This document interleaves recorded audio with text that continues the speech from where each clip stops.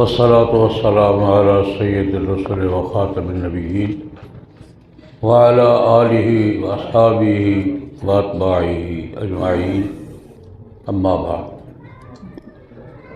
کسی بھی احرار مرکز میں، کسی بھی احرار پروگرام میں حاضری میرے لیے خوشی کی بات بھی ہوتی ہے اور برکت اور سعادت کی بات بھی ہوتی ہے، اس حوالے سے بھی کہ ایک اچھے مشن پر، عقیدہ ختم نبوت کے تحفظ کے مشن پر، منکرین ختم نبوت کے تعاقب کے مشن پر، جو آج کا دفاع دین کا سب سے بڑا مورچہ ہے، احرار ایک عرصے سے مصروف کار ہے، تھوڑا تھوڑا حصہ ہم بھی ڈال لیتے ہیں۔ اور دوسرے حوالے سے میں ہمیشہ یہ عرض کیا کرتا ہوں کہ یہ احرار میرے لیے تو بڑا گھر ہے، اس حوالے سے کہ والد محترم حضرت مولانا محمد سرفراز خان صفدر قدس اللہ سرہ العزیز جب میں پیدا ہوا تو وہ احراری ورکر تھے، میں احراری کا بیٹا ہوں، اور مجھے یہ پورا احساس اور شعور ہے۔ ابن الاحراری ہوں، جب میں پیدا ہوا تو والد صاحب احراری تھے، احرار کے کارکن تھے، اور نشانیاں ابھی تک ہمارے گھر میں موجود ہیں۔ میں احراری کا بیٹا ہوں، اور داد کا گھر کیا ہوتا ہے؟ بڑا گھر ہوتا ہے۔ تو میں جب بھی آتا ہوں کسی بھی احرار مرکز میں، کسی بھی احرار پروگرام میں، اس احساس کے ساتھ آتا ہوں۔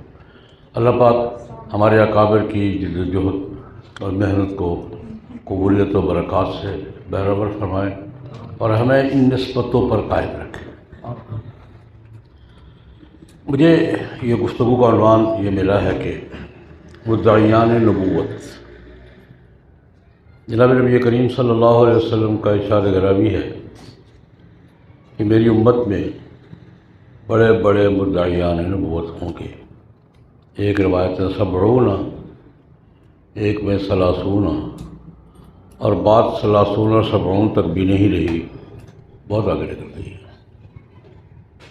70 بڑے بڑے ہوں گے، 30 بڑے بڑے ہوں گے، نبوت کا دعویٰ کریں گے، جھوٹی حضور کے بعد تو نبوت کا دعویٰ ویسے ہی جھوٹا ہے۔ بائبل میں بھی جھوٹے مدعیان نبوت کا ذکر، زمانے میں بھی جب نبیوں کا سلسلہ عام تھا اور باپ نبی، بیٹا نبی، چچا نبی، بھتیجا نبی، بھانجا نبی، ماموں نبی، یہ عام سلسلہ تھا، تب بھی جھوٹے مدعیان نبوت ہوتے تھے، اور بائبل میں بھی کئی مدعیان نبوت کا ذکر ہے جن کو جھوٹا مدعی قرار دیا گیا۔ خیر، امت مسلمہ میں نبی کریم صلی اللہ علیہ وسلم کے بعد، یعنی حضور کے اظہار نبوت کے بعد، اس اعلان کے بعد کہ میرے بعد کوئی نبی نہیں ہوگا، میں آخری نبی ہوں، مدعیان نبوت کی ایک لمبی فہرست۔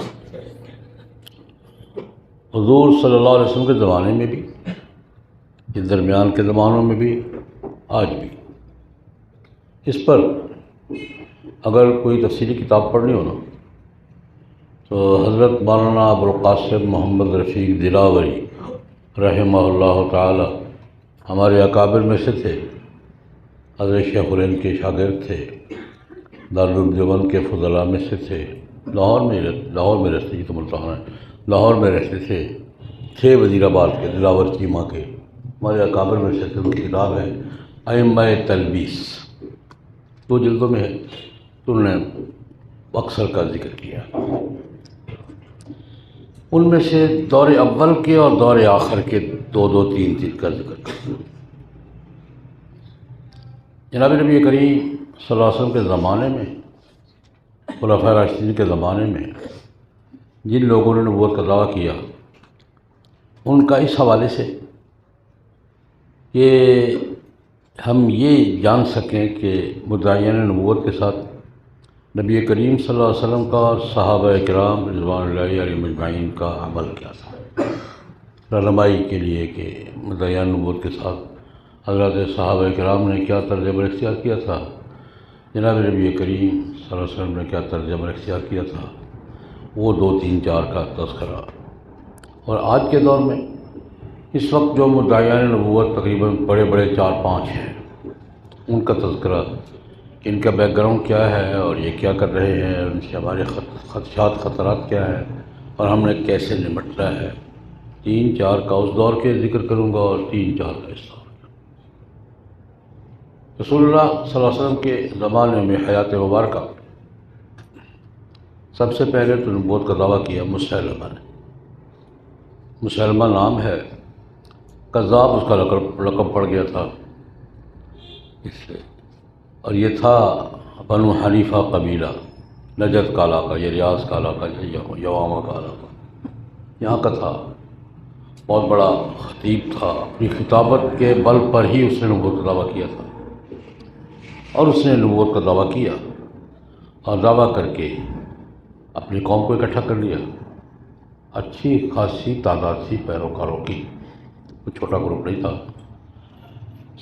مسلمانوں کے مقابلے میں جب آیا ہے وہ حضرت صدیق اکبر کے زمانے میں، حضرت اکرمہ سے اس کا مقابلہ ہوا پہلا، اکرمہ ابن ابی جہل رضی اللہ عنہ سے پہلا مقابلہ اس سے ہوا۔ 80,000 کا لشکر بتاتے ہیں اس کو، مسلمہ کے پرچم کے نیچے کہتے ہیں 80,000 کا لشکر، بڑی ٹھیک ٹھاک پارٹی تھی۔ سب سے پہلے اس نے دعویٰ کیا، لیکن یہ بات سمجھنا ضروری ہے کہ اس کا دعویٰ تھا کیا۔ اس نے نبی کریم صلی اللہ علیہ وسلم کے مقابل میں نبوت کا دعویٰ نہیں کیا، حضور کی پیروی میں نبوت کا دعویٰ کیا۔ دعویٰ یہ تھا، وہ پہلے حضور کا کلمہ پڑھاتا تھا اور پھر اپنا پڑھا، اور حضور نبی کریم کو اللہ کا رسول مانگتا تھا۔ وہ اذان بھی دیتے تھے، ان کی اذان کی ترتیب بھی یہی تھی کہ اشہد ان محمد رسول اللہ، اور اس کے بعد نعوذ باللہ اشہد ان مسیلمہ رسول اللہ، یہ۔ اور اس نے جناب نبی کریم صلی اللہ علیہ وسلم کو پیشکش بھی کی۔ رسول اللہ صلی اللہ علیہ وسلم کی زندگی میں اس نے مقابل کا دعویٰ نہیں کیا۔ بخاری شریف کی روایت آپ نے پڑھی ہوگی یا پڑھ لیں گے اپنے وقت پہ، نبی کریم صلی اللہ علیہ وسلم کی خدمت میں خود بھی آیا ہے، بڑا جرگہ لے کر آیا تھا مدینہ منورہ میں گفتگو کے لیے، مذاکرات ہوئے بھی، اور ایک وفد بھی بھیجا تھا ایک موقع پر خط دے کر۔ وہ خط بھی بخاری شریف میں مذکور ہے۔ خط یہ تھا کہ انی اشرکت معک فی الامر ولکن قریش قوم یعتدون، مجھے نبوت میں آپ کے ساتھ شریک بنایا گیا ہے، میں شریک نبی ہوں۔ اشرکت معک فی الامر ولکن قریش قوم یعتدون، لیکن قریشی جو ہے بڑے سخت لوگ ہیں، دوسرے کا حصہ تسلیم نہیں کرتے، یہ اس کا۔ اور نبی کریم صلی اللہ علیہ وسلم کو یہ پیشکش تھی کہ ٹھیک ہے، میری آپ کی کوئی لڑائی نہیں ہے، تھوڑا تقسیم کار کر لیتے ہیں، مجھے اپنے بعد اپنا جانشین بنا دیں، ٹھیک ہے، آپ اپنا کام کریں، میں اپنا کام کرتا ہوں۔ ایک آپشن یہ تھی کہ آپ اپنے بعد مجھے اپنا جانشین نامزد فرما دیں، ٹھیک ہے، اور اگر یہ نہیں تو پھر ایسا کریں کہ تقسیم کر لیں، لا وبر ولا کمل، شہری نبی آپ دیہاتی میں، اربن پیغمبر آپ، رورل پیغمبر میں، علاقہ تقسیم کریں۔ یہ اس کی پیشکش تھی جو خط کے ذریعے بھی کی اور جب آیا خود بھی کی۔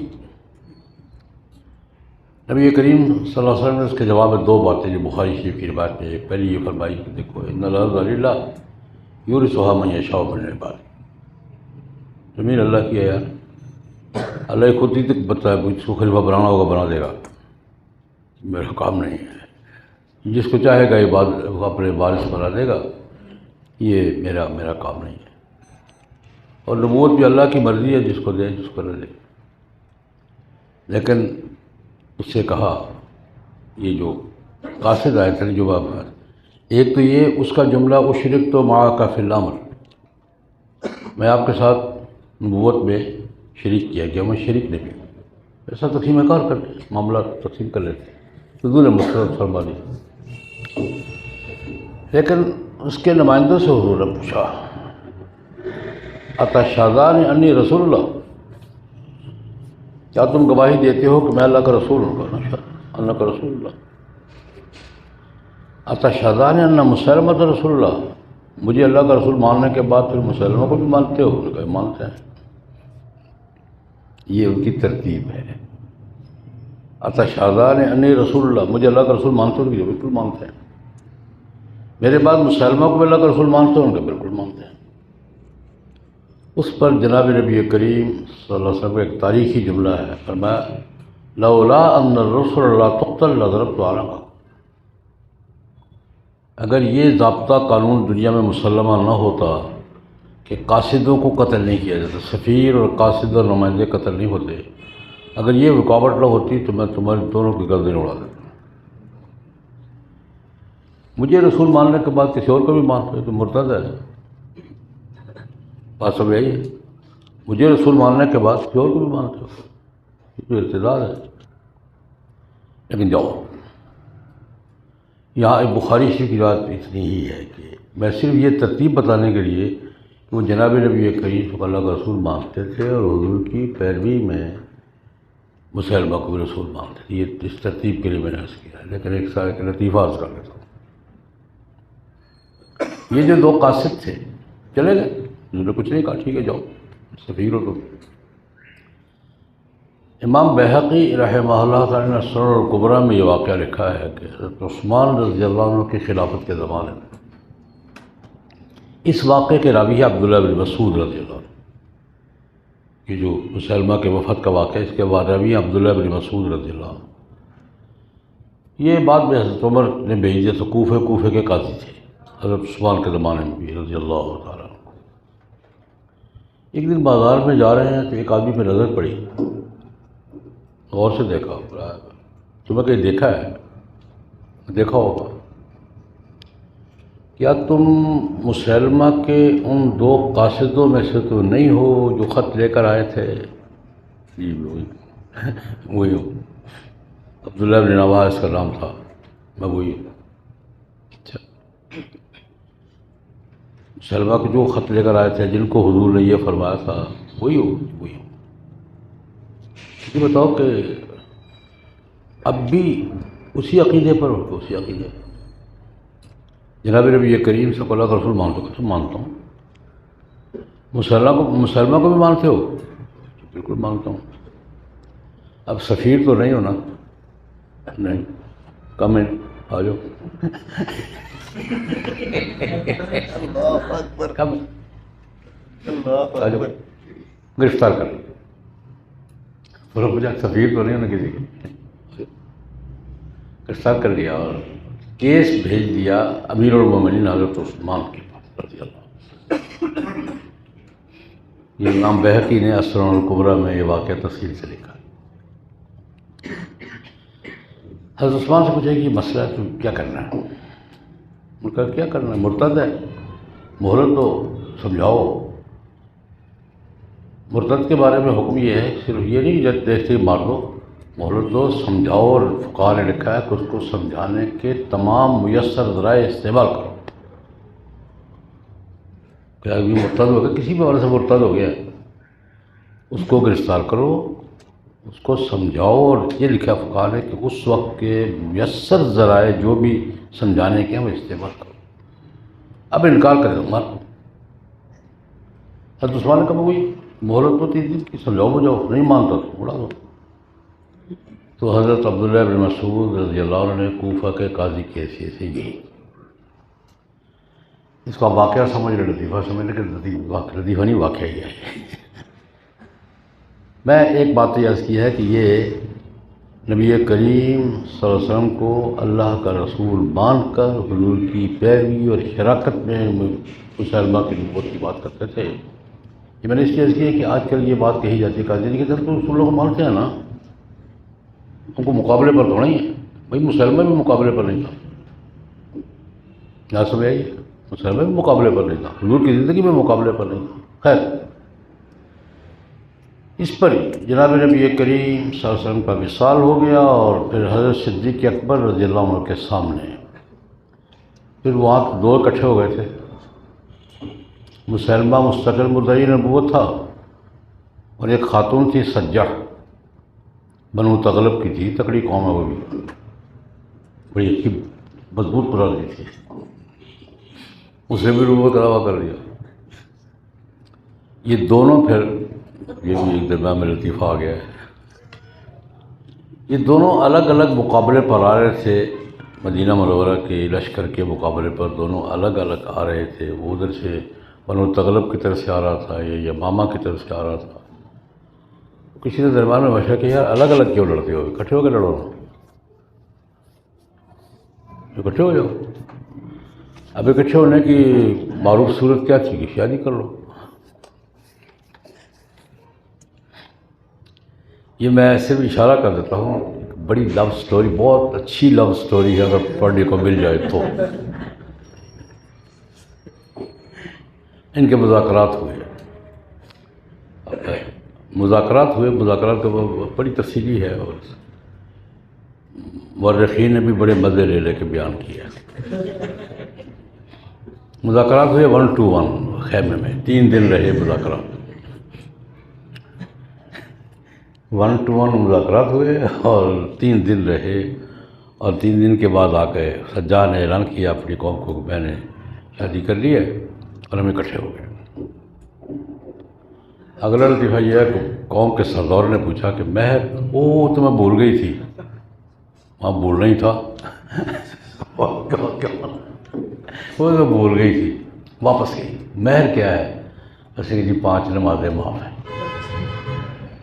یہ بس دونوں اکٹھے ہو گئے، مقابلہ ہوا شکست کا، مسلمہ تو مارا گیا، قتل ہو گیا۔ قتل کس نے کیا؟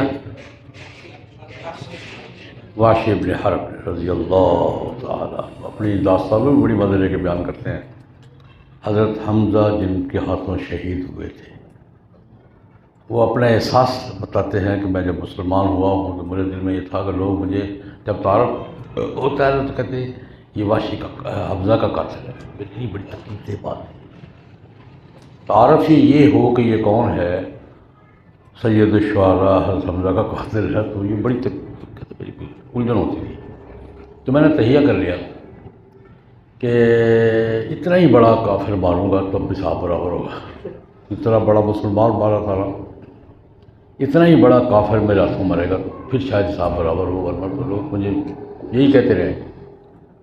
میں نے نیت کر لی کہ وہ نیزہ، چھوٹا نیزہ ہوتا تھا، حربہ سے کہتے ہیں، اتنا سا زیادہ نہیں لیکن فن تھا، اس زمانے میں یوں نیزہ یوں گھما کے مارتے تھے اور گولی کی طرح لگتا تھا۔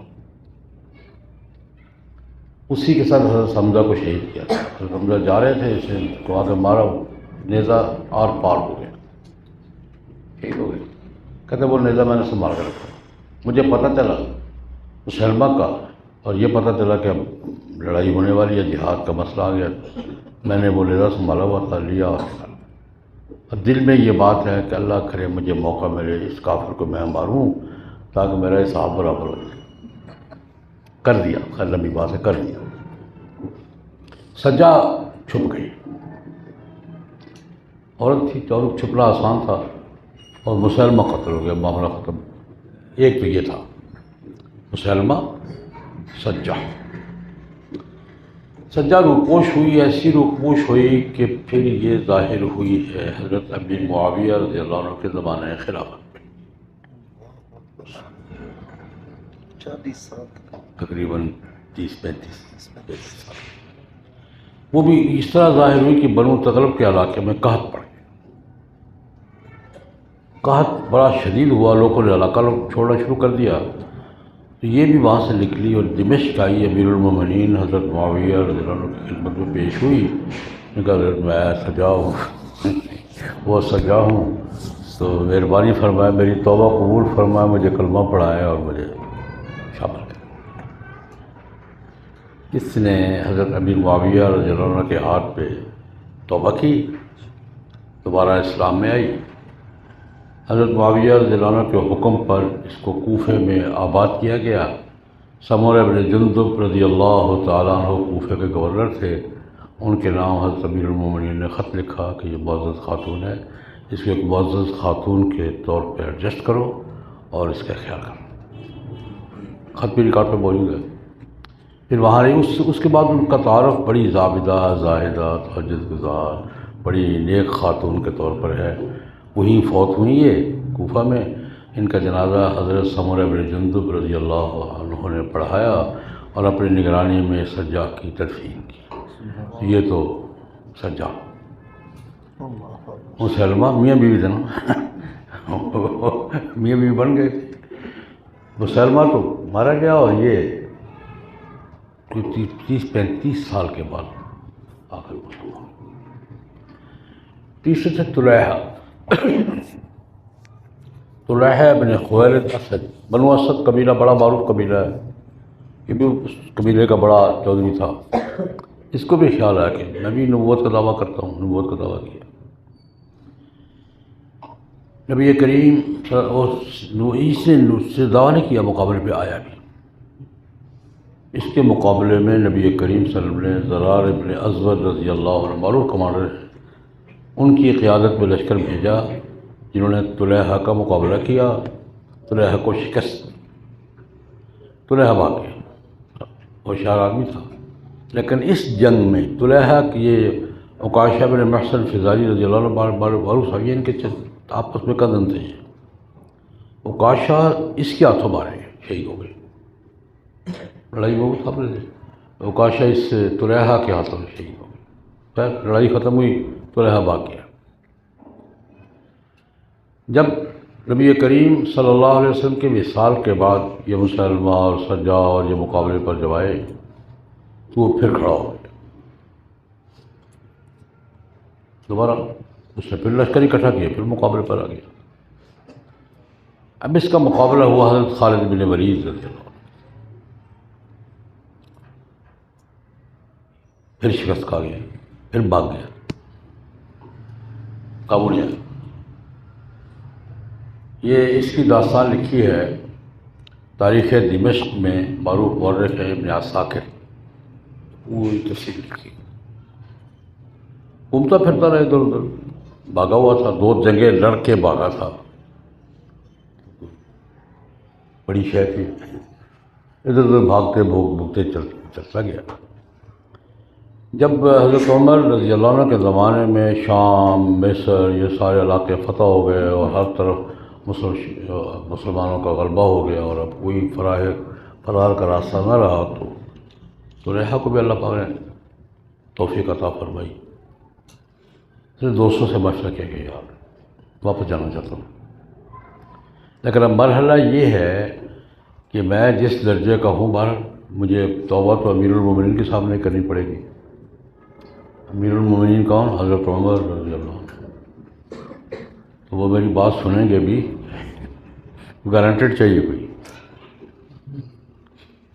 بڑا مجرم جب پیش ہوتا ہے نا تو اس گارنٹیڈ ساتھ لے کے، ہمارے یہاں بھی یہی ہوتا ہے، بڑا مجرم ہوں جب پیش ہوتا ہے تو ساتھ بھی ضمانتی ہوتا ہے، یار مجھے پیش کر دو یار۔ ابن عساکر نے لکھا ہے کہ اس نے دوستوں سے مشورہ کیا کہ یار میں واپس جانا چاہتا ہوں، امیر المومنین کی خدمت میں پیش ہو کر توبہ کرنا چاہتا ہوں، لیکن مجھے لے کر پیش کون کرے گا، یہ مسئلہ ہے۔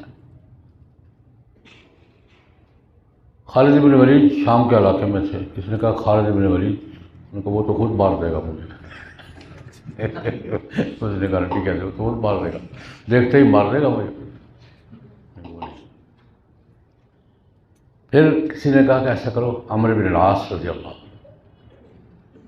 فاتح مصر وہ ہے، وہ ہاں وہ ٹھیک ہے، وہ ڈپلومیٹ آدمی ہے۔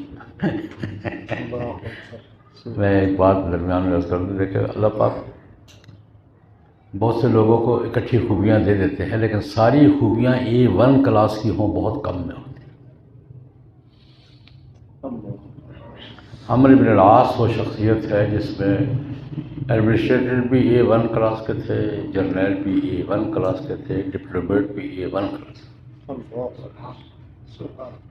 ایک A1 کلاس درجے کی، بہت بڑے ڈپلومیٹ تھے، بہت بڑے ایڈمنسٹریٹر تھے، بہت بڑے جرنیل تھے، بہت بڑے سیاستکار تھے۔ خیر اس نے کہا وہ ٹھیک ہو، حضرت عمرو بن العاص سے ملے آ کے، کہا ٹھیک ہے میں لے چلتا ہوں، امیر المومنین کے پاس لے چلتا ہوں، جب جائیں گے اکٹھے تمہارے ساتھ چلا جاؤں گا۔ اب یہ شام سے طلحہ کو لے کر عمرو بن العاص رضی اللہ تعالیٰ عنہ مدینہ منورہ گئے۔ امیر المومنین حضرت عمر رضی اللہ عنہ کی خدمت میں پیش کیا، سلام عرض کیا، یہ کون ہے؟ طلحہ، وہ اسدی، وہی ہے۔ یہ کیا کرنے آئے؟ یہ توبہ کرنے آئے۔ اب ان کا مکالمہ بڑا دلچسپ ہے۔ یہ طلحہ اسدی ہے یا یہ کیسے آیا ہے؟ توبہ کرنے آیا۔ حضرت عمر نے کہا یار یہ تو توبہ کر لے گا، مجھے اوکاشا نہیں بھولتا یار، اللہ اکبر۔ اوکاشا نہیں بھولتا، اس کو دیکھوں گا اوکاشا یاد آئے گا۔ وہ اوکاشا بن محسن فزاری رضی اللہ عنہ جو اس جنگ میں اس کے ہاتھوں شہید ہوئے تھے، کزن تھے اس کے، اوکاشا کو کیسے بھولوں گا؟ یہاں میں کہا کرتا ہوں کہ شہداء کو یاد رکھنا یہ بھی زندہ قوموں کی بات ہے۔ کب کتنا زمانہ گزر گیا ہے، پہلا جملہ یہ کہا، میں اوکاشا کو کیسے بھولوں گا یار، وہی بھولے گا مجھے، وہی کیسے بھولوں گا، اس کے ہاتھوں شہید ہوا تھا، شہید ختم نبوت ہے۔ جناب نبی کریم صلی اللہ علیہ وسلم کی حیات مبارکہ میں جو ختم نبوت پہ شہید ہوئے ہیں اوکاشا بھی ان میں سے۔ خیر بندہ بڑا ہوشیار تھا۔ ان کا امیر المومنین، کیا آپ کو یہ بات پسند نہیں ہے کہ میں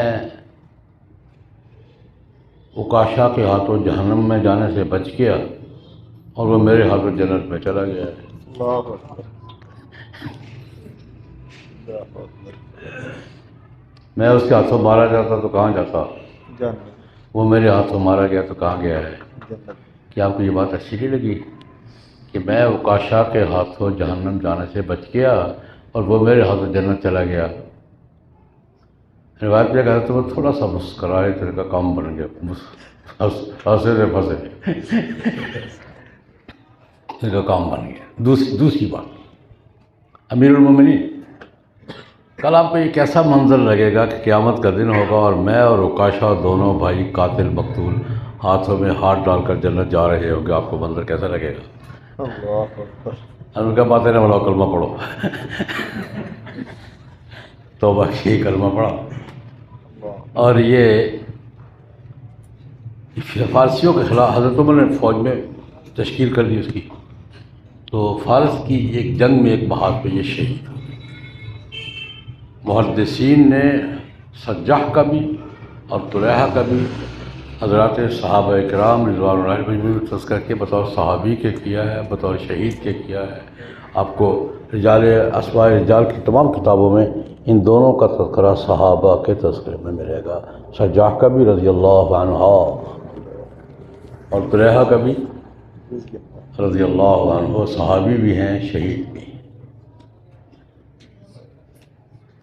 چوتھے تھے اسود یانسی۔ اسود نام نہیں تھا، اسود تو لقب پڑ گیا تھا، بہت کالا تھا، اتنا کالا تھا کہ نام ہی کالا پڑ گیا۔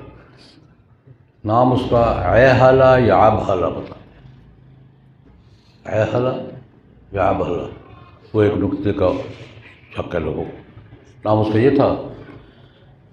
یمن، جناب نبی کریم صلی اللہ علیہ وسلم کی حیات مبارکہ میں اسلامی ریاست میں شامل ہو گیا تھا پورا یمن۔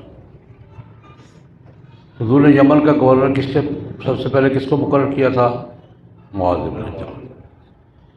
لیکن پھر یمن کی تقسیم کر کے ایک حصے کا گورنر بنا دیا تھا ابو موسیٰ شریف رضی اللہ عنہ۔ یمن کے شمال جنوب میں تقسیم کر دیا تھا، ایک حصے کے گورنر سے معاذ بن جبل اور دوسرے حصے کے گورنر سے ابو موسیٰ شریف رضی اللہ تعالیٰ عنہ۔ یہ تفصیلات ہیں۔ یہ نبی کریم صلی اللہ علیہ وسلم کی حیات مبارکہ کے آخری ایام کی بات ہے، کسی نے آ کے رپورٹ دی کہ وہاں کے اسود نامی ایک سردار نے حضور کے مقرر کردہ اس وقت جو نمائندے تھے صنعاء میں، آزاد نام بتاتے ہیں ان کا، ان کو شہید کر کے قلعے پہ قبضہ کر لیا ہے اور اپنی حکومت اعلان کر دیا، نبوت کا بھی حکومت کا بھی، میں نبی ہوں اور میں نے قبضہ کر لیا۔ صنعاء کے محل پر اس نے قبضہ کر لیا تھا اور نبوت کا اعلان کر دیا۔ حضور اب بستر پر ہیں، آخری مہینہ کہہ لے یا فیروز ذیلمی رضی اللہ تعالیٰ عنہ یہ بھی اسی علاقے کے تھے، یہ بھی اسی علاقے کے تھے۔ حضور نے ایک جملہ یار اس کو کون سنبھالے گا، من لی بہم، اتنا جملہ یار اس کو کون سنبھالے گا، تو فیروز نے کہا یار میں آ گئی، میں نے اس کو کچھ بال نہیں بھی کہا یار اس کو کون سنبھالے گا یار، حضور نے اتنی جملہ کہا، فیروز نے کہا یار آنا، اجازت ہے، اجازت۔ فیروز گئے رضی اللہ تعالیٰ، فیروز ذیلمی رضی اللہ عنہ، یہ وہیں اپنے علاقے کے اسی قوم تھی، وہیں رہتے تھے، اپنا جتھا اکٹھا کیا۔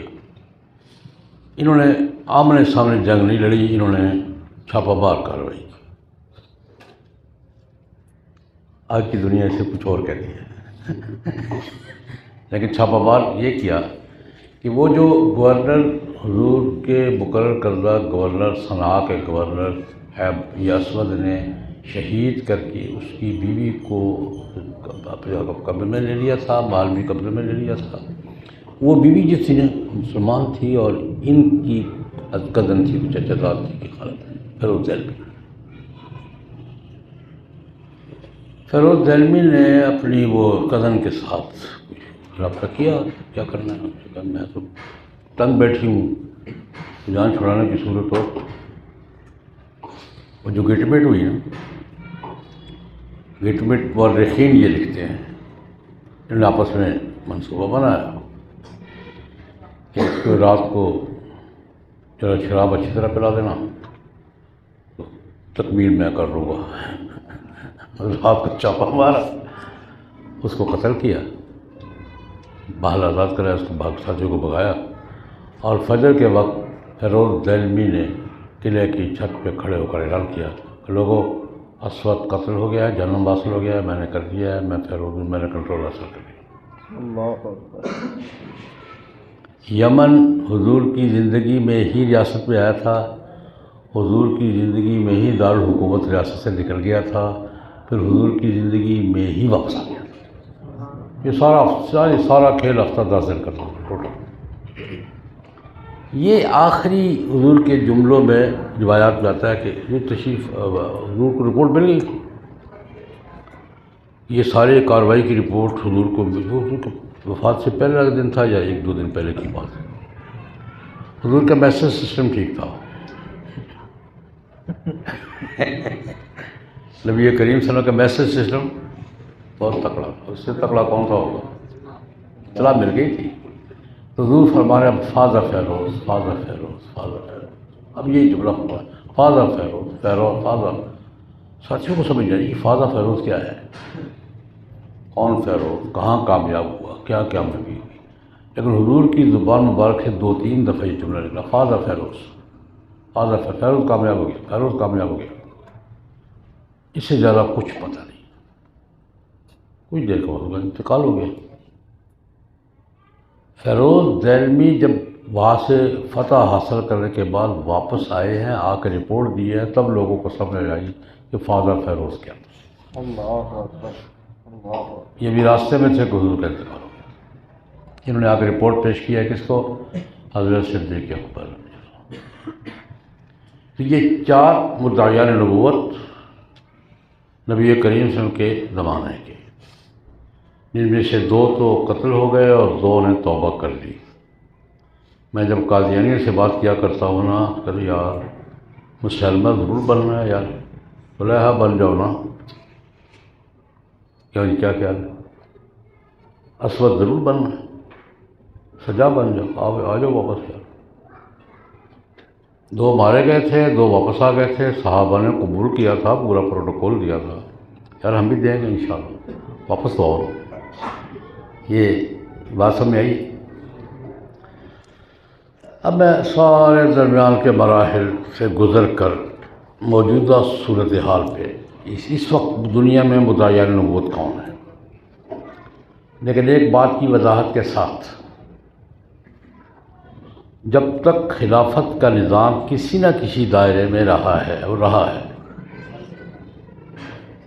خلافت راشدہ، خلافت بنو امیہ، خلافت بنو عباس، خلافت بنو عثمان، یہ تسلسل کب تک رہا ہے؟ 1926 تک تو رہا ہے، 23 تک، 24 تک، اب سے 100 سال پہلے تک۔ کمزور بھی آئے ہیں، طاقتور بھی آئے ہیں، اچھے بھی آئے ہیں، کچھ ڈھیلے بھی آئے ہیں، سب لیکن خلافت کے نظام کا اور ٹائٹل کا تسلسل کب تک رہا ہے؟ 1924۔ اب خالی ہم یہ جو تسلسل خلافت کا، ایک بات یہ ذہن میں رکھیں، دوسری بات یہ ذہن میں رکھیں کہ ہمارے عالم اسلام میں حکمران کسی دور میں کیسے بھی آئے ہیں، لیکن ہمارا عدالتی نظام ہمیشہ ہر دور میں، ہر علاقے میں شرعی رہا، وہ آزاد رہا ہے۔ قاضیوں کا نظام، قضاء کا نظام، مغلوں کا بھی نظام قضاء کا نظام تھا، قاضی فیصلہ کرتے تھے، اور قاضی فیصلے کس کے مطابق کرتے تھے؟ شریعت کے مطابق۔ حتیٰ کہ اکبر اعظم اس کی جو اپنی خرافات ہے اپنی جگہ پر، اس کے دور میں بھی لوگوں کے فیصلے قاضی کرتے تھے فقہ حنفی کے مطابق۔ یہ اعزاز ہے کہ ہمارا اچھے ادوار میں بھی، کمزور ادوار میں بھی، برے ادوار پہ تب بھی قضاء کا نظام ہمارا مسلسل رہا ہے، اور وہ رہا ہے شریعت اسلامیہ کے مطابق۔ اس فرق کے ساتھ، یہ فرق بھی ہمیں ذہن میں ہونا چاہیے کہ ہماری تقسیم کیا ہے ملت اسلامیہ کی۔ مراکش، تیونس، لیبیا، اس کے ساتھ اندلس ان کے ساتھ تھا جب تھا، یہ علاقہ فقہ مالکی کا ہے۔ یہ علاقہ کس کا فقہ کا ہے؟ مالکی۔ یہ بمبئی سے آگے چلے جائیں آپ، فار ایسٹ تک، انڈونیشیا، ملیشیا، تھائی لینڈ، یہ سارا شافیوں کا علاقہ ہے، فقہ شافی کا علاقہ ہے۔ آپ بمبئی سے آگے نکلیں جانا، یوں جو آگے جائیں گے شفافے ہی شفافے، تقریباً 32 کروڑ شفافے ہیں ایک طرف۔ انڈونیشیا سارا، ملیشیا سارا، ان کا مرحلہ علاقہ ہے، یہ سارے شفافے ہیں۔ میں ایک لطیفے کی بات عرض کر دوں، شفافے ہیں ہمارے بھائی ہیں، میرے بزرگ ہیں، بھائی ہیں سارے، ان کے ہاں پانی کی، سمندر کی ہر چیز حلال ہے۔ ہمارے یہاں مچھلی کی قسم کی جانور حلال ہے، باقی سارے کیا ہیں؟ ہمارے احناف کے ہاں پانی کا ہر جانور حلال نہیں ہے۔ ہماری شرط کیا ہے؟ مچھلی کی جنس سے جو بھی ہے وہ حلال ہے، باقی سارے کیا ہے؟ شفافے کے نزدیک جو پانی میں رہتا ہے وہ حلال ہے۔ اور شفافے کی 95% تقسیم پانی میں رہتی ہے، لپڑے سے کھاؤ۔ یہ تکوینی فیصلہ اللہ پاک کا۔ شفافے تقریباً 32 کروڑ شفافے ہیں، اور ان کی 95% تقسیم جزیروں میں رہتی ہے۔ کھاؤ پیو جاؤ، جو جی چاہتا کھاؤ، کھاتے بڑے مزے سے کھاتے، جب حلال ہے تو کھائیں گے نا۔ یہ ہم درمیان میں، یہ بمبئی سے آگے فار ایسٹ سارا شفافے کا ہے، یہ تیونس، لیبیا، الجزائر اور بغل سارا مالکیوں کا ہے، ہم درمیان میں حنفی ہیں، ماوراء النہر بھی، ہم بھی، بغل دیش ہم حنفی۔ اور اگر لطیفہ سننے کا موڈ ہو تو شفافے کے ہاں پانی کی ہر چیز جائز، احناف کے ہاں مچھلی کی اقسام جائز ہے، باقی جائز نہیں۔ آج کل دنیا میں انٹرنیشنل مارکیٹ میں ایک رجحان نیا پیدا ہوا ہے، ذبیحہ کی مانگ بہت ہے، حلال میٹ کہتے ہیں اسے، حلال بالکل ذبیحہ، جانور جو ذبح ہو گیا ہو، لیکن سائنسی بنیادوں، ہم تو شرعی بنیادوں پر ذبیحہ جو ذبح نہیں ہوا وہ مردار ہے، میتا ہے، حرام ہے، لیکن وہ سائنسی بنیادوں۔ میڈیکل سائنس کی جدید ترین ریسرچ یہ ہے کہ جو جانور ذبح ہو گیا ہے اس کا گوشت صحت کے لیے مفید ہے، اور جو ذبح نہیں ہوا گوشت خون اندر ہی جذب ہو جاتا ہے، یہ نقصان دہ ہے۔ یہ جدید ترین میڈیکل سائنس کی اپروچ ہے۔ یہ ذبح جب ذبح تک اندر سے خون نکل جاتا ہے نا، اور گوشت پاک ہو جاتا، صاف ہو جاتا ہے. ہمارے نزدیک پاک ہو جاتا ہے، ان کے نزدیک صاف ہو جاتا ہے. ہمارے نزدیک کیا ہو جاتا ہے؟ پاک. ان کے نزدیک کیا ہو جاتا ہے؟ اور اگر ذبح نہ ہو تو خون کہاں جاتا ہے؟ جذب ہوتا ہے اندر ہی، گوشت کو خراب کرتا ہے. یہ آج کی جدید ترین سائنٹیفک اپروچ ہے. وہ اس بنیاد پر ذبیحہ تلاش کرتے ہیں کہ ذبیحہ حلال میٹ، اور بین الاقوامی مارکیٹ میں حلال میٹ کی مانگ بڑھتی جا رہی ہے. اس میں بہت طلب ہے. ایک زمانہ وہ تھا جب ہم نے جانا شروع کیا تھا تو ہم حلال میٹ کی تلاش کرتے تھے، مسئلہ نہیں تھا. اب حلال میٹ ہمیں تلاش کرتا ہے.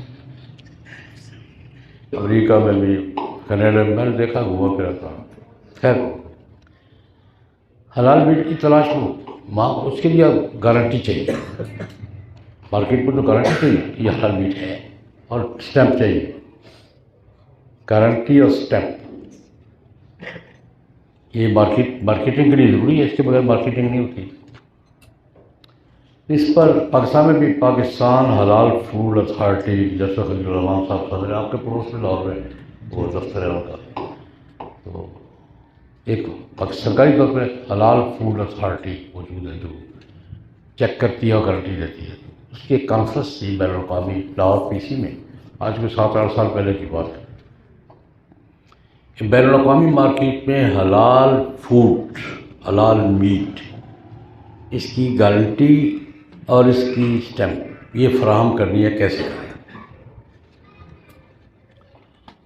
2-3 دن کی کانفرنس تھی، 13-14 ملکوں کے نمائندے شریک تھے. بنگلہ دیش بھی تھا، تھائی لینڈ بھی تھا، جنوبی افریقہ بھی تھا، پاکستان بھی تھا، ہم میزبان تھے. تو ایک مندوب میں بھی تھا. اللہ کی قدرت، جس نشست میں مجھے گفتگو کا موقع دیا گیا، ظہر سے عصر تک کی نشست تھی، اس کی صدارت فرما رہے تھے انڈونیشیا کے سفیر محترم. پاکستان میں انڈیا کے سفیر، انڈونیشیا کے جو سفیر تھے نا، وہ صدارت فرما رہے تھے. اس نشست میں مجھے گفتگو کا موقع ملا. بین الاقوامی کانفرنسوں میں یہ اہتمام ہوتا ہے کہ میں اردو میں بات کر رہا ہوں، انگریزی میں نقل ہو رہی ہے، وہ انگریزی میں کر رہے اردو. یہ کانفرنسوں میں یہ سسٹم ہوتا ہے. میں نے وہاں سوال اٹھا لیا، کٹا کھول لیا، نیا کٹا کھول لیا. میں نے کہا یار، ہم حلال فوڈ کی گارنٹی پہ بات کر رہے ہیں اور اسٹیمپ پہ بات کر رہے ہیں، دنیا کو فراہم کرنی ہے. ہم نے یہ دنیا کو گارنٹی دے دی کہ حلال فوڈ ہے، حلال میٹ ہے. پہلے ہم آپس میں تو کوئی فارمولہ طے کریں نا. میں نے کہا صدر محترم کا حلال میٹ اور ہے، میرا حلال میٹ اور ہے.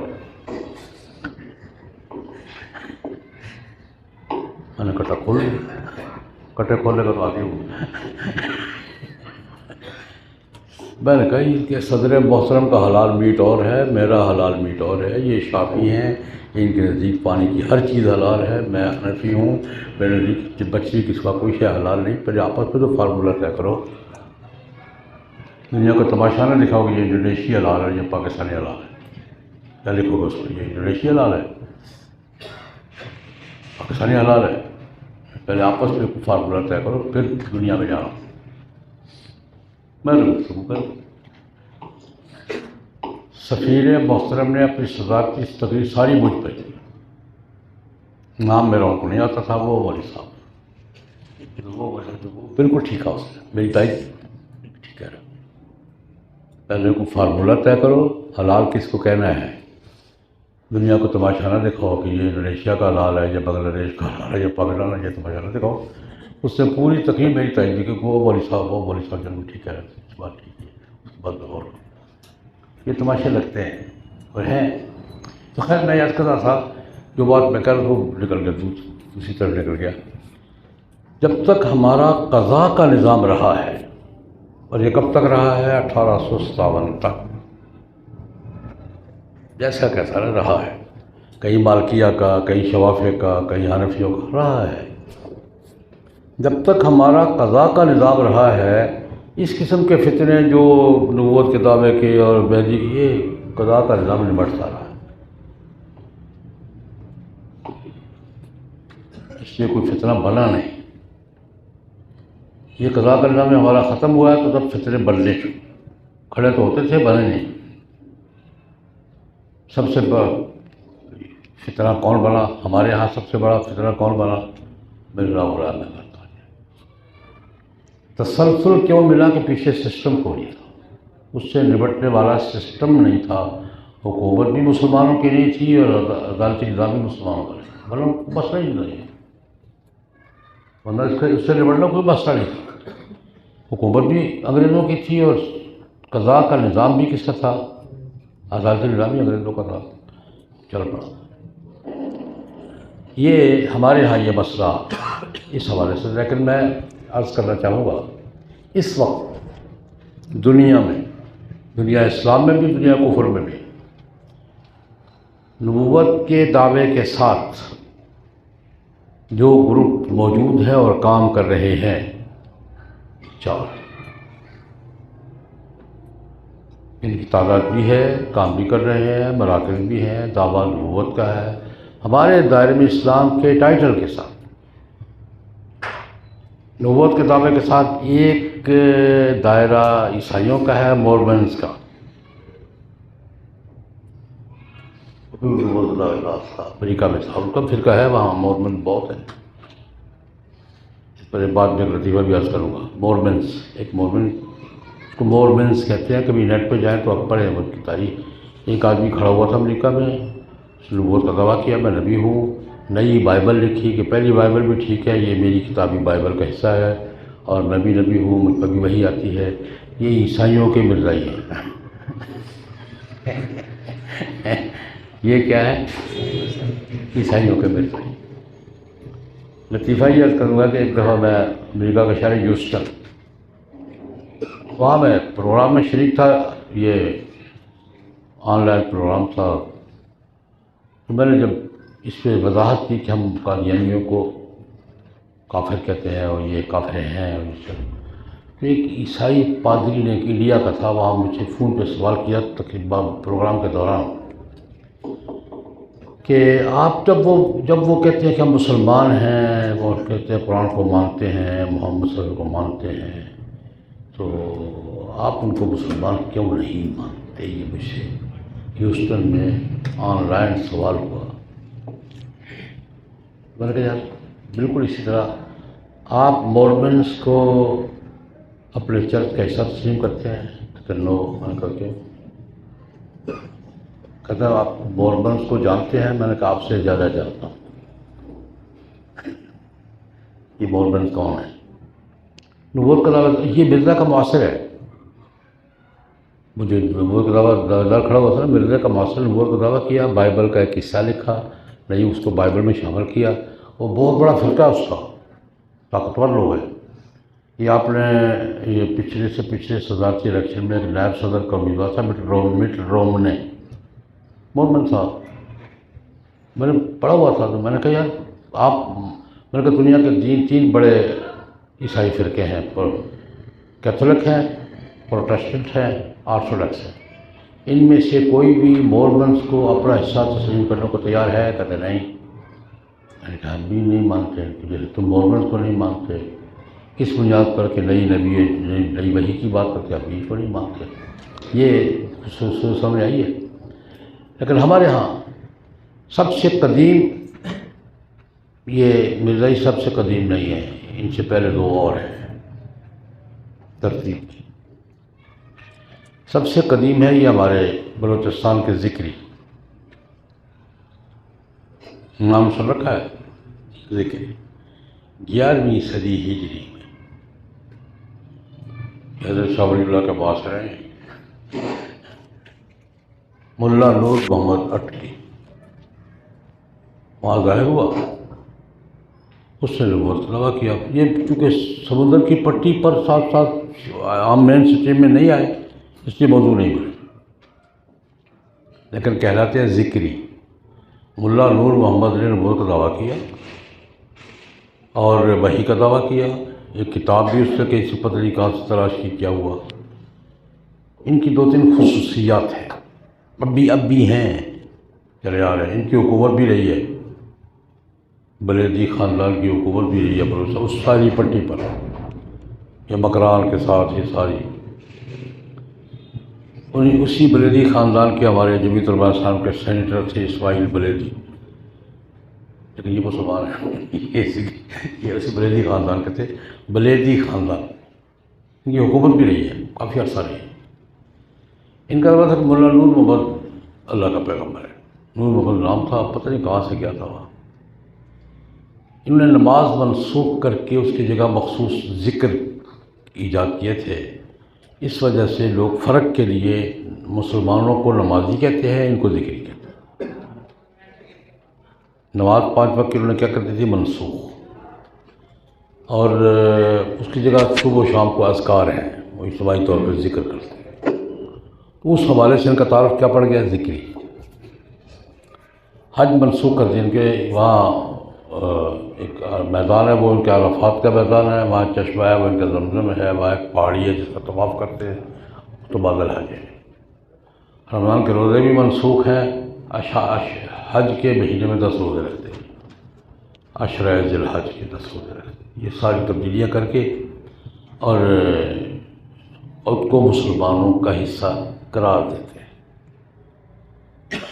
یہ سب سے قدیمی گروہ ہمارے پاکستان میں ہے، کراچی میں بھی ہے، لیکن زیادہ تر یہ کہ ان کا علاقہ کون سا ہے، تربت، بکران، سمندر کی پٹی کے ساتھ ساتھ آج موجود ہے۔ مولانا نور محمد کو نبی مانتے ہیں، اس کی کتاب کو وحی مانتے ہیں، اور یہ ساری باتیں منسوخ مانتے ہیں، اور اپنا ان کا نیا دین ہے، اور نسبت اپنے مسلمانوں کی طرف کرتے ہیں کہ مسلمان۔ دوسرا فرقہ جو موجود ہے اور ٹائٹل نبوت کے ٹائٹل کے ساتھ ہے، وہ ہے بہائی، بہاء اللہ شیرازی۔ اس کا پس منظر یہ ہے، یہ شیعوں میں سے، شیعوں کے ہاں 12 اثنا عشری کے 12 امام ہیں نا، 12ویں امام کہاں ہیں؟ 12ویں امام کہاں ہیں؟ غار میں۔ اور یہ آپ کے علم میں ہے کہ اس وقت یہ تھوڑی سی درمیان میں ذکر کر دیتا ہوں، ایران میں جو حکومت بنی ہے، مذہبی حکومت ہے، بات ان کے ہاں دستور میں حاکمیت اعلیٰ امام غائب کی ہے۔ آپ کے دستور میں کیا لکھا ہے، حاکمیت اعلیٰ کس کی ہے؟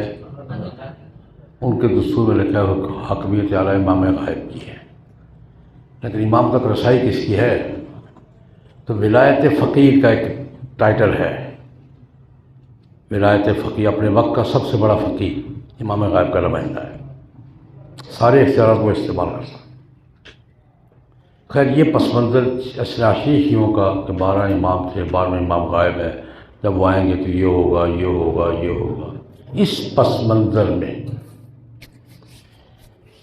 ایران میں تبریز کے علاقے میں ایک صاحب کھڑے ہوئے، محمد علی مرزا محمد، اس مرزا ہی قدر کرتا ہر زمانے میں تنگ کرتے ہیں۔ کیوں بھائی، تنگ کرنے والے زیادہ مرزا ہی ہوتے ہیں۔ وہی مرزا محمد علی الباب، اس میں یہ میں ان کو کہا کرتا ہوں، یہ شیعوں کے مرزائی ہیں اور مرزائی سنیوں کے بھائی۔ مرزائی کیا ہے؟ سنیوں کے مسلمانوں کے بھائی ہیں، اور یہ بھائی کیا ہے؟ شیعوں کے مرزائی۔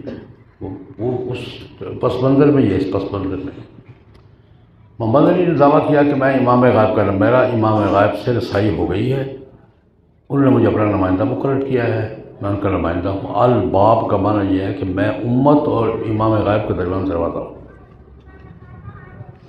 اعلان بھی سے اب حرمین شریفین میں جا کے طواف کرتے ہیں، مجھے یہ امام غائب نے اپنا نمائندہ مقرر کیا ہے، میرا ان سے واٹس ایپ رابطہ ہو گیا ہے، ان سے میں ہدایات دیتا ہوں اور آگے امت کی ہدایت میں گروپ بن گیا۔ کچھ عرصہ چلتا رہا، لیکن وہاں سے شیعہ علماء نے اس کو برداشت نہیں کیا، اس پر تبریز چھاؤنی میں گرفتار کیا گیا، اس کو مقدمہ چلا 1850 میں، مرزا غلام محمد قادیانی سے کوئی 20 سال پہلے، پھر اس کے ظاہر ہونے سے بھی اس کو تبریز چھاؤنی میں پھانسی دی۔ محمد علی باب، اس کا شاگرد تھا بہاء اللہ، مرزا بہاء اللہ، شیرازی، اس نے کہا کہ وہ جو آئے تھے میری بشارت کے لیے، اصل میں ہوں، اور میں ہی سب کچھ ہوں، نبوت کا، خاتم الانبیاء ہونے کا، افضل الانبیاء ہونے کا یہ دعویٰ کیا، اور اس کے دو خصوصیات ہیں اس وقت وہ موجود ہیں، بڑے بڑے مراکز ہیں ان کے، بڑے بڑے مراکز پاکستان میں 10 مرکز ہیں ان کے، پشاور میں بھی ہے، لاہور میں بھی ہے، ملتان میں بھی ہوگا، کراچی میں بھی ہے۔ ان کے دو تین امتیاز ہیں۔ ایک یہ کہ ان کی نئی الواح مقدسہ کے نام سے وہی ہے ان کی، کہتے ہیں ہمیں بھی الواح ملی ہے موسیٰ علیہ السلام کی طرح۔ اور مرزا بہاول شیرازی کہتا تھا کہ میں سے مثال نعوذ باللہ من نقل کفر نہ باشد، جتنے انبیاء آئے تھے نا یہ سارے نہریں ہیں، جس دریا سمندر میں ساری نہریں اکٹھی ہوتی ہیں وہ سمندر میں ہوں۔ اور اس کا یہ دعویٰ اس کا تھا اصل میں کہ سارے مذہب حق ہیں، اور میں جامع المذاہب ہوں، میں جامع المذاہب ہوں، سارے مذہب حق ہیں، سب ٹھیک ہے، لیکن سب کا جامع کون ہے؟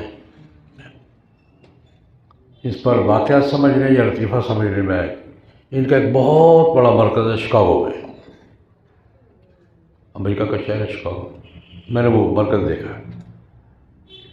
اتفاق کی بات ایک دفعہ سن غالباً 90 کی بات ہے یا 91 کی بات ہے، حضرت مولانا منظور احمد چنیوٹی رحمۃ اللہ علیہ اور میں تقریباً اکٹھے گھومتے پھرتے تھے، جنوبی افریقہ بھی، کینیڈا بھی، امریکہ بھی، برطانیہ بھی، سعودیہ بھی، اکٹھے گھومتے رہتے۔ میرے تقریباً 35 سال رفاقت رہی ہے ہماری، الحمدللہ 35 سال۔ خیر شکاگو میں تھے، چنیوٹ کی ایک دوست ہے ہمارے ریاض وڑائچ، وہ ہمارے میزبان تھے، تو میں نے کہا یار سنا ہے بہائیوں کا بہت بڑا مرکز ہے، میں نے کہا اس کی دکھاؤ تو صحیح نا۔ اچھا میری ایک آپ بیماری سمجھ رہے ہیں یا کمزوری سمجھ رہے ہیں، جب مجھے پتہ چلتا ہے اس چیز کا میں خود وزٹ کرتا ہوں، میں سیکنڈری سورس پہ اعتماد نہیں کرتا ہوں، خود جا کے دیکھتا ہوں کیا ہو رہا۔ آپ اس کو بیماری سمجھ رہے ہیں، میری کوشش ہوتی ہے ہندوؤں کے مندروں میں جاتا ہوں، سکھوں کے گرودواروں میں جاتا ہوں، یہودیوں کے سینیگاگ میں جاتا ہوں، خود جا کے دیکھتا ہوں کیا ہو رہا ہے۔ PCO دیکھے میں نے جا سب سے میں کہ یار دکھاؤ تو صحیح کچھ۔ مولانا چنیوٹی کہتے ہیں کون بڑا دیسی میں ہے، کھا تو نہیں جائیں گے نا، واپس آ جائیں گے چلتے ہیں۔ مولانا چنیوٹی صاحب کو بڑی مشکل سے میں نے احتیاط کیا، دیکھتے ہیں یار چیک کرتے ہیں، کھا تو نہیں جائیں گے ہمیں دیکھنے جانا ہے کیا کر رہے ہیں کیا۔ گئے ریسیپشن پہ جب گئے، بہت بڑا مرکز، یاد میں تو حیران رہ گیا۔ ریسیپشن پہ گئے تو کارڈ دی تو انہوں نے میں پہچان لیا کون ہے، مولانا چنیوٹی بھی غیر معلوم، ٹھیک ہے میں بھی غیر معلوم، پہچان لیا پورے پروٹوکول کے ساتھ۔ ہمارے وزٹ کروایا، ہماری مہمانی کی، سب کچھ کیا جیسے مہمانوں کا ہوتا ہے۔ ہم 3 گھنٹے ہم نے گزارے۔ جو منظر آپ کو بتانا چاہتا ہوں وہ یہ ہے کہ بہت بڑا ہال ہے، بہت بڑا ہال ہے، ایک چھت، 4 دیواریں، کیسے بنا ہے؟ میرے انداز میں کم از کم ایکڑ کا ہال تو ہوگا، کم از کم میرے انداز میں 1 ایکڑ کا ہال سے۔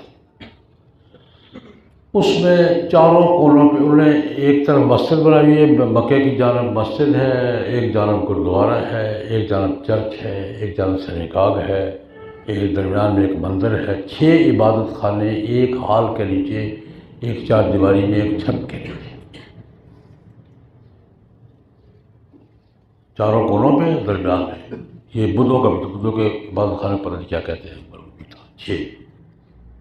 انہوں نے کہا کہ یہ ہم نے 6 اس علامت کے طور پر کہ ہمارے نزدیک سارے مذہب حق ہیں اور سب کو اجازت ہے کہ اپنے عبادت خانے میں آئیں، اپنی عبادت کریں، اپنے طریقے سے کریں، اور مسجد کی ترتیب بالکل جو مسجد صفحے بچھی ہوئی ہے، الماری میں قرآن پاک پڑے ہوئے ہیں، ممبر پڑا ہوا ہے، ڈنڈا بھی پڑا ہوا ہے، سارا کوئی مسجد کا منظر ہے، منظر کا منظر ہے، اور یہ چرچ کا منظر ہے۔ ہم صرف سروس مہیا کرتے ہیں، کوئی آئے چائے پلاتے ہیں، خدمت کرتے ہیں، کوئی مشکل ہو تو حل کرتے ہیں، ہماری طرف کوئی پابندی نہیں، کھلی اوپن اجازت ہے، کوئی مسجد میں آ کے نماز پڑھے، مندر میں آ کے بت کی پوجا کا جو مرضی کرے، یہ ہمارے اس جذبے کا مظہر ہے کہ مذاہب سبھی۔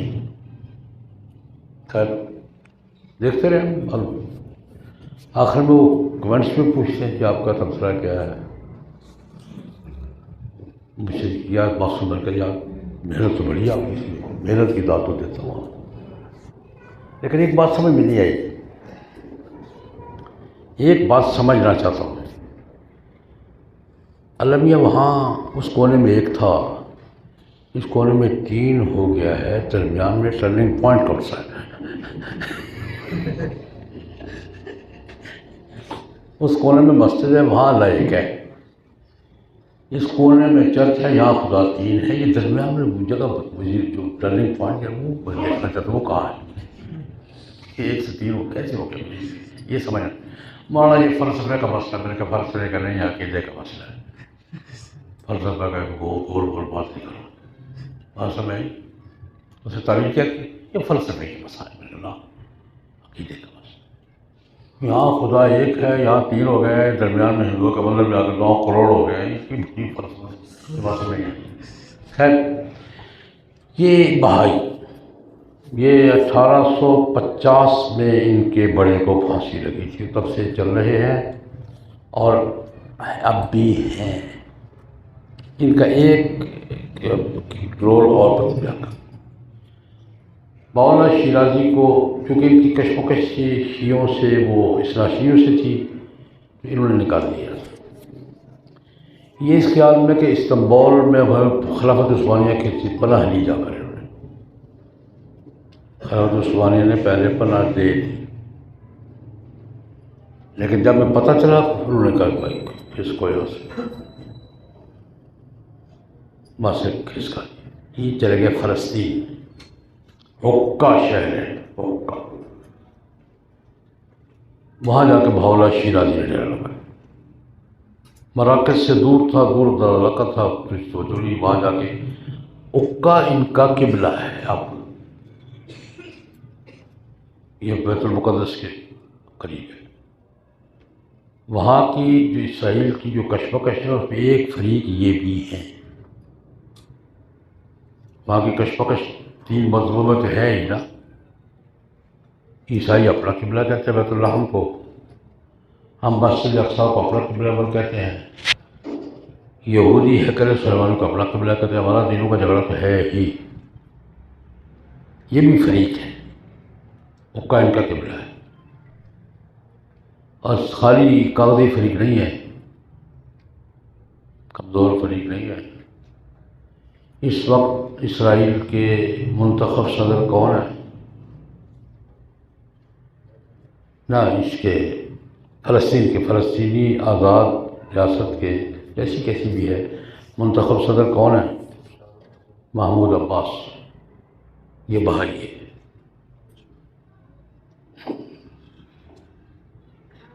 اس وقت فلسطین کا جو باضابطہ صدر ہے، فلسطینیوں کا منتخب صدر ہے محمود عباس، یہ بہائی ہے۔ میں نے صرف کہا کہ کمزور فریق نہیں ہے،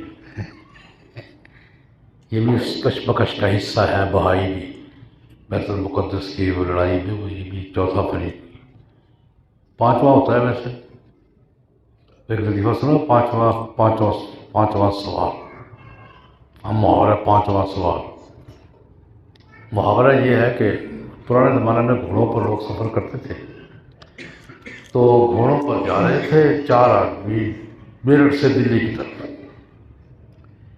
ایک آدمی لگڑی گلی پر سوار تھا، وہ بھی ساتھ کے قریب جا رہا تھا، یہ 4 گھوڑوں پر سوار ہیں اور ایک قریب سے گزر رہا ہے، تو کسی نے پوچھا یہ سوار کدھر جا رہے ہیں، سواروں کا رخ کدھر ہے بھائی، کدھر جا رہے ہیں سوار، وہ تو بولے نہیں، یہ کہتے ہم 5 سوار دلی جا رہے ہیں، یہ محاورہ ہے، ہم 5 سوار دلی جا رہے ہیں، 5 سوار، لیکن یہ بھائی، یہ میں نے اس لیے عرض کیا ہے تاکہ ہمیں معروف کو ہونا چاہیے، ان کا پاکستان میں پشاور کا مرکز بڑا مرکز ہے، وہاں سے اردو رسالہ میں نکالتے ہیں نفحات کے نام سے، میں پڑھتا ہوں، مجھے بھیج دیا، پڑھتا ہوں نفحات۔ آپ نفحات کا پرچہ دیکھ کر کبھی تصور نہیں کر سکتے کہ کسی غیر مسلم کا ہے۔ صوفیوں کا گروہ ہے، صوفیانہ اصطلاحات ہے، بلکہ تصوف کی اصطلاحات ہے، اور اس زبان میں ان کا پرچہ نکلتا ہے، نفع پشاور سے نکلتا ہے، اور تقریباً یہاں 10 مراکز ہیں پاکستان۔ ایک بات اور شامل کر لیں، ان کی زیادہ تر لڑائی کس سے تھی؟ اصلاح شریف۔ ایران میں جب یہ کھڑے ہوئے تو ان کا مقابلہ کس نے کیا ہے؟ اصلاح شریف نے۔ اب یہ جو حکومت ہے یہ کس کی ہے؟ اصلاح شریف کی ہے، خمینی صاحب اصلاح شریف۔ انہوں نے، آپ لوگوں نے، ایک آیت اللہ خلخالی صاحب تھے، روزانہ کہتے ہیں صبح 3-4 آدمیوں کا ناشتہ کرتے تھے۔ وہ منظر کسی کو یاد ہے؟ آپ تو تھے ہی۔ کچھ ایک سال یہ کہ صبح روزانہ لگاتے تھے، آیت اللہ خلخالی تھے، تو بیوروکریسی کے اوپر لوگ 2-4 لٹکا کے پھر ناشتہ کرتے، بڑے آدمی مارے، یہ زیادہ بھائی مارے، وہ اپنی دشمنی بڑے، مطلب وہ فوق بھاگے واقعات پاکستان میں زمانے میں بہت رہے ہیں، کیا بنا لیے۔ تو یہ میں نے کتنے فرقے ذکر کیے؟ ذکری، بھائی، قادیانیوں کا تذکرہ کرنے کی ضرورت ہے کہ آپ کو پتہ ہے؟ وہ تو آپ کو پتہ ہی، اس لیے میں اس کا تذکرہ نہیں کروں گا۔ آپ کو چوتھا کتنے ہو گئے؟ ایک چوتھا فرقہ میں ذکر کرنا چاہوں گا، اس لیے کہ وہ بھی اس میں واسطہ پڑھتا ہے، وہ امریکہ میں ہے۔ ان کا ٹائٹل ہی نیشن آف اسلام ہے، سرکاری نام ان کا کیا ہے؟ نیشن آف اسلام۔ ایلج محمد کو پیغمبر مانتے ہیں، ہم اس کو علی جا لکھتے ہیں، علی جا نہیں ہے، الیاس کا تلفظ ہے، ایلیج کا تلفظ میں نہیں آتا، ایلیج کہہ کے پڑھتے ہیں، ایلیج یا ایلیج یہ سب پڑھتے ہیں، الیاس کا بگڑا ہوا تلفظ ہے، اصل الیاس ہمارے نزدیک الیاس ہے۔ جیسے یوسف کو جوزف کہتے ہیں، یعقوب کو جیکب کہتے ہیں، ابراہیم کو ابراہام کہتے ہیں، اس کا تلفظ الیاس کا بگڑا ہوا تلفظ ہے، بگڑا ہوا تو نہیں، شاید ہم بگڑے ہوئے، لیکن الیاس کا ان کا تلفظ ایلیج کر کے، ہاں نا علی جو نہیں، ہم اس کو علی لکھتے ہیں، ایلیج کر کے یہ تلفظ ہے۔ وہ اس کی تھوڑی سی تاریخ 1930 میں ڈیٹرائٹ امریکہ کا شہر ہے، لیکن اس کا پس منظر آپ کے امریکہ میں کالے اور گوروں کی کشمکش بڑی پرانی ہے، کالوں اور گوروں کی کشمکش بہت پرانی اب بھی ہے، مذہبی حلقوں میں اب بھی باقی ہے۔ کالوں کو امریکہ میں ووٹ کا حق کب ملا ہے پتہ آپ کو؟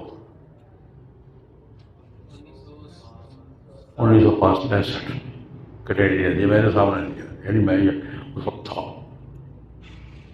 ان کے ایک سیفام لیڈر تھے کہ وہ کنگ کہتے ہیں اس کو، مارٹن لوتھر کنگ، عیسائی پادری تھا۔ اس نے کالے گورے کے فرق مٹانے کے لیے، کالوں کو شہریت کا حق دلانے کے لیے اس نے تحریک چلائی تھی۔ ملین مارچ کی اصطلاح سب سے پہلے اس نے استعمال کی، سے 10 لاکھ کالے اکٹھے کیے تھے واشنگٹن میں، کینیڈی کا دور تھا کہ ہم بھی انسان سمجھو یار، ہمارا بھی برابر کا حق ہے، ہمیں بھی ووٹ کا حق دو، ہمیں یہ کالے گورے کا فرق ختم کرو۔ کالے گورے کا فرق قانونی طور پہ 1965 میں ختم ہوا، قانون کے طور پر، ورنہ اس سے پہلے یہ تھا، یہ کالوں کا اسپتال ہے، یہ گوروں کا ہے۔ میں نے ایک ریسٹورنٹس میں نے خود بورڈ دیکھے پرانے زمانے کے، اس یہ گوروں کا ریسٹورنٹ ہے، اس میں کالے کا اور کتے کا داخلہ بند ہے، بورڈ میں تو بند ہے، کالوں کا اور کتوں کا داخلہ بند ہے، اس میں نہیں آ سکتا۔ کالوں کے اسپتال الگ، گوروں کے الگ، بڑی نفرت تھی آپس میں۔ اچھا، ان میں ووٹ کا حق سب سے پہلے لیا ہے یہ کونڈولیزا رائس، نام یاد ہے؟ بش کی وزیر خارجہ تھی، زندہ ہے ابھی، کونڈولیزا رائس، امریکہ کی وزیر کالی ہے. میں نے اس کا گھر بھی دیکھا ہوا ہے، اس کے گھر بھی گیا ہوں، اس کے شہر میں گیا، اس کے گھر بھی دیکھا. تھی نہیں بنا شاید ملاقات بھی کر لیتا، تھی نہیں. یہ اس کے باپ نے سپریم کورٹ میں 20 سال عدالتی جنگ لڑ کر کالوں کے لیے ووٹ کہا کریا، ہمیں بھی ووٹ کہا کہ بڑی نفرت تھی. یہ میں صرف بتاؤں گا کہ آپ کو اس کو ایک تحریک کا پس منظر سوئے. یہ ایک واقعہ اور ذہن میں رکھ لیں. یہ برمنگھم الاباما امریکہ کا شہر ہے. ایک برمنگھم، پتہ نہیں کہ یہ نہیں، برمنگھم الاباما امریکہ کا شہر ہے. یہ جو ان کے درمیان تصادم اور تحریک کا واقعہ کہ بس ہے، بس کی سیٹیں الگ ہیں، کالوں کی سیٹیں پیچھے ہیں، گوروں کی آگے ہیں. کوئی کالا گورے کی سیٹ پہ نہیں بیٹھ سکتا. ایک بس جا رہی ہے، اسکول کی بس ہے، ایک کالی بس پہ بیٹھی تو جگہ کالوں کی سیٹیں پر تھی، گوروں کی خالی تھی، وہ گوروں کی سیٹ پہ جا کے بیٹھ گئی. سیٹ خالی ہے، ڈرائیور نے گاڑی روک دی. سیٹ خالی ہے، میں بیٹھ کر نہیں. پولیس پر آئی. پولیس کے ذریعے اس لڑکی کو، کالی لڑکی کو گوروں کی سیٹ سے اتار گئی. اس پر ہنگامہ ہوا. پھر تحریک، اس پر مارٹن لوتھر کنگ نے جلوس نکالا. وہ جلوس کا وہ میدان بھی دیکھا ہے، انہوں نے بھوکے کتے چھوڑ کر سینکڑوں قتل بچھوا دیے سارا. خیر یہ میں نے صرف چیز بتایا ہے کہ یہ فضا، اس فضا میں 1930 میں ڈیٹرائٹ میں ایک صاحب آئے، فاروق محمد، ماسٹر فاروق محمد. نے کہا کہ کالا ہی تھا. نے کہا میں مکہ سے آیا ہوں اور کالوں کی نجات کے لیے آیا ہوں، اللہ نے مجھے بھیجا ہے کالوں کی نجات کے لیے. ڈیٹرائٹ میں مرکز بنایا. اب میں پھر کہوں گا کہ بیٹا مرکز بھی میں نے دیکھا ہے. مرکز بنایا اور وہاں اعلان کیا ٹیمپل، گولڈن ٹیمپل اس کا نام. گولڈن ٹیمپل سکھوں کا ہے، لیکن اس کو ٹیمپل بنایا. اس نے مرکز بنایا. یہ کہا کہ مجھے اللہ نے بھیجا ہے، مکے سے آیا ہوں، کالوں کی نجات کے لیے آیا. کالے اکٹھے ہو گئے. 4 سال کے بعد فاروق صاحب غائب ہو گئے. ان کا ایک ایلج پول تھا جو بعد میں ان کے ہاتھ پہ، وہ جو اسلام قبول کرنا ہی کہتے ہیں، فاروق محمد کے ہاتھ پہ اسلام قبول کیا اور اس کا دستراز بن گیا. یہ جب غائب ہوا 4 سال کے بعد تو وہ قطع اثر میں تھا، ایلج محمد. اس نے نبوت کا دعویٰ کیا اور اب گروپ اکٹھا کر لیا. ٹھیک ٹھاک گروپ تھا. اب بھی امریکہ کے کالے مسلمانوں میں زیادہ تعداد ان کی ہے. جو کالے مسلمان کہلاتے ہیں نا، ان میں زیادہ تعداد ان کی ہے. مراکز بھی بڑے بڑے مراکز ہیں. اچھا یہ انہوں نے نبوت، ان کا کہ ان کا ایک عقیدہ ہے. یہ ایک عقیدہ یہ ہے، لکھا ہوا باقاعدہ ریٹن. ایک عقیدہ یہ ہے کہ فاروق محمد جو تھے نا، یہ اصل میں اللہ میاں خود تھے. بھیس بدل کر آئے تھے اور سارے ماحول کا جائزہ لے کر ایلج محمد کو اپنا نمائندہ بنا کے اللہ میاں عرش پہ واپس چلے گئے. یہ باقاعدہ ریٹن عقیدہ ہے ان کا. ایک عقیدہ ان کا یہ ہے کہ کالے جو ہیں یہ انسان آدم کے اولاد ہیں، گورے سارے شیطان کی نسل. میں نے ان کتاب خود پڑھی ہے. آدم کانا حوا کانا اسود، نوح کانا اسود، ادریس کانا اسود، یوسف کانا اسود، محمد کانا اسود. سارے کالے تھے. کالے آدم کی اولاد ہیں اور گورے شیطان کی نسل. میں نے ان سے پوچھا، میں کہ ہم تو نہ کالے ہیں نہ گورے، ہمیں کیا شمار کرتے ہو؟ میں نے ایک سے سوال کیا، میں نے کہا ہم تو نہ کالے ہیں نہ گورے، ہم درمیان والے لوگ ہیں کیا. خیر یہ ان کا عقیدہ ہے. ان کا عقیدہ یہ ہے قیامت کوئی ایسا نہیں کہ دنیا ختم ہوگی بنا، حالات کی تبدیلی جنت کی. اس وقت گوروں کی جنت ہے، ہماری جہنم ہے. کوئی 300 سال کا عرصہ بتاتے ہیں، اس کے بعد ہماری حکومت ہوگی، وہ ہماری جنت ہوگی. یہ ان کا یہ امریکہ میں انہوں نے مراکز قائم کیے۔ علی محمد کا ایک پیروکار تھا مالکم ایکس، وہ اس کے ہاتھ پہ قیدی تھا، چوری کے الزام میں جیل میں تھا، جیل میں دونوں اکٹھے ہو گئے، اس نے اس کا کلمہ پڑھا، یہ اس کو یہی کہتے ہیں مسلمانوں کا، وہ اس کا پھر دستخط مالکم ایکس، اس نے پھر تھوڑی تبدیلی کی، تھوڑی تبدیلی خاصی کی اس نے، وہ کچھ عرصہ اس کا پیروکار رہا، اس کا منسٹر تھا، وہ دنیا میں گھومتے پھرتے، اس نے پھر ساری کہانی کھلی، یہ سارا کہانی اس نے کھولی، اس کی کتاب ہے مالکم ایکس، اس کا عربی ترجمہ میں نے پڑھا تھا، خلاصہ بھی کیا ہے، وہ میرے پاس ہوگا، میں اس کا ایک کالم میں وہ میں مولانا کو بھیج دوں گا، مالکم ایکس۔ اس نے کہا کہ میں دنیا میں گھوم رہا تھا، مکہ مکرمہ گیا حج کے لیے، تو وہاں مجھے تردد ہوا کہ وہاں تو کالے بھی طواف کر رہے ہیں، گورے بھی طواف کر رہے ہیں، شامی، فلسطینی، لبنانی، تقریباً گورے ہیں، ترکی۔ میں وہاں کھڑا ہو گیا کہ شیطان کی نسل بیت اللہ میں کیا کر رہی ہے؟ اس نے اپنا ٹرننگ پوائنٹ بتایا کہ مجھے تردد کہاں سے ہوا، کہ جب میں حج پہ گیا تو میں نے دیکھا یار یہ کیا کر رہے ہیں، تو مجھے تردد ہوا، اگر گورے شیطان کی نسل ہے، اس پر نتیجہ یہ ہے کہ ایک دفعہ میں نے کہا یار اگر تو سیاسی گالی کے طور پر کہو تو میں بھی تیار ہوں کہنے کو، شروع گورے شیطان کی نسل ہے، لیکن عقیدے کے طور پر نہیں آتا۔ کیا ہوئے؟ اگر سیاسی گالی کے طور پر میں بھی کہتا ہوں شاید ساری شیطان کی نسل ہے، لیکن عقیدے کے نہیں، انسان ہے۔ خیر جب مجھے تردد ہوا تو میں نے تجسس کی، بھئی کسا کیا ہے، گورے یہاں کیا کر رہے ہیں، مدینہ منورہ میں گورے کیا کرتے ہیں اور مکہ میں گورے کیا کر رہے ہیں۔ تو میں نے علماء سے رابطہ کی، کسی شافعی عالم دین سے واسطہ پڑھا، اس نے سمجھا دیا، اس نے جا کر توبہ کا اعلان کیا، اس کا اصل اسلام وہ ہے جو مکہ اور مدینہ میں یہ جھوٹا تھا۔ علی محمد کے خلاف مالکم ایکس نے بغاوت کا اعلان کیا، وہاں اپنا مرکز قائم کیا۔ یہ جو مرحوم دو پلازے تھے نا، ورلڈ ٹریڈ سینٹر اور مرحوم مغفور، یہ تو پلازے گرے ہیں 9/11 میں، ان کے پڑوس میں یہ بھی میں نے دیکھا ہوا ہے، یہ ایک مالکم شہباز شہید باسک، اس نے وہاں صحیح العقیدہ مسلمانوں کا مرکز قائم کیا، بہت سے لوگ واپس آئے، یہ اسے انحراف کی تحریک، شافعی تحریک، ٹھیک ہمارے بھائی شفافی، کیونکہ شافعی ان کو اسلام کی طرف لانے والے شافعی عادت تھے، سب شفافی ہیں۔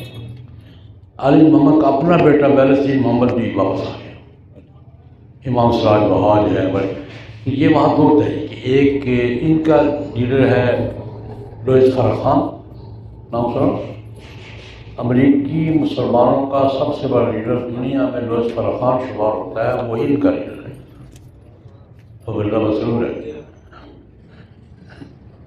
لوئس فرخان امریکی سیاہ فاموں کا سب سے بڑا لیڈر شمار ہوتا ہے، وہ لوئس کہیے علی محمد کا، اور ہمارا گروپ کیا ہے، امام سراج بہاج ہے، اس وقت نیو یارک میں بڑے اچھے عالم ہے، امام سراج بہاج ہے، وارث بیلس الدین محمد ہے۔ مالکم شہباز تو شہید ہو گیا، سن 64 میں اس نے علی محمد سے بغاوت کی ہے، وہاں جا کے اعلان کیا یہ غلط کہہ رہا ہے، یہ جھوٹا نبی ہے، اصل دین وہ ہے جو مکہ میں دیکھ کے آیا۔ 1 سال کام کر سکا، 65 میں تقریر کرتے ہوئے گولی مار کر شہید کر دیا۔ مالکم شہباز شہید رحمہ اللہ تعالی۔ یہ میں نے چوتھا ضرور ذکر، اس وقت جو موجود ہے قادیانی تو ہے ہی، دنیا میں بڑا واسطہ ہے، ذکری بھی موجود ہے، پاکستان میں ہے لیکن ہیں، اور یہ بہائی بھی، اور یہ نیشنل اسلام بھی۔ میں نے صرف یہ کہا کہ اس وقت ختم نبوت کے انکار پر، نئی نبوت اور نئی وحی کے ادعاء پر جو گروہ کام کر رہے ہیں، یہ 4 گروہ ہیں بڑے، اور بھی ہوں گے کہ میری معلومات کے مطابق، یہ بھی میں کہتا ہوں کہ ہماری نظر میں ہونے چاہیے، تاکہ اللہ صلی اللہ